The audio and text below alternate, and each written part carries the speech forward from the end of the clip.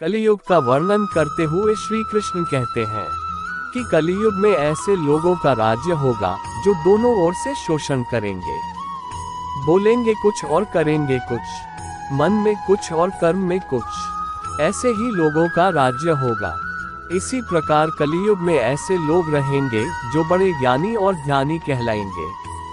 वे ज्ञान की चर्चा तो करेंगे लेकिन उनके आचरण राक्षसी होंगे। बड़े पंडित और विद्वान कहलाएंगे किंतु वे यही देखते रहेंगे कि कौन सा मनुष्य मरे और हमारे नाम से संपत्ति या पद कर जाए। कलियुग का मनुष्य शिशुपाल हो जाएगा। कलियुग में बालकों के लिए ममता के कारण इतना करेगा कि उन्हें अपने विकास का अवसर ही नहीं मिलेगा। मोह माया में ही घर बर्बाद हो जाएगा। किसी का बेटा घर छोड़कर साधु बनेगा तो हजारों व्यक्ति दर्शन करेंगे, किंतु यदि अपना बेटा साधु बनता होगा तो रोएंगे कि मेरे बेटे का क्या होगा।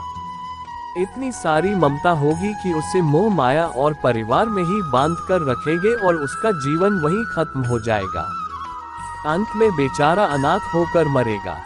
कलियुग में धनाढ्य लोग लड़के लड़की के विवाह में, मकान के उत्सव में, छोटे बड़े उत्सवों में तो लाखों रुपए खर्च कर देंगे, परंतु पड़ोस में ही यदि कोई भूखा प्यासा होगा तो यह नहीं देखेंगे कि उसका पेट भरा है या नहीं। उनका अपना ही सगा भूख से मर जाएगा और वे देखते रहेंगे।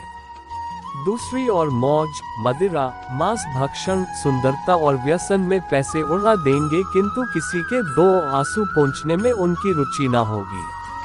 कलियुग में मानव का मन नीचे गिरेगा, उसका जीवन पतित होगा। ये पतित जीवन धन की शिलाओं से नहीं रुकेगा, न ही सत्ता के वृक्षों से रुकेगा, किंतु हरि नाम के एक छोटे से पौधे से, हरि कीर्तन के एक छोटे से पौधे से मनुष्य जीवन का पतन होना रुक जाएगा।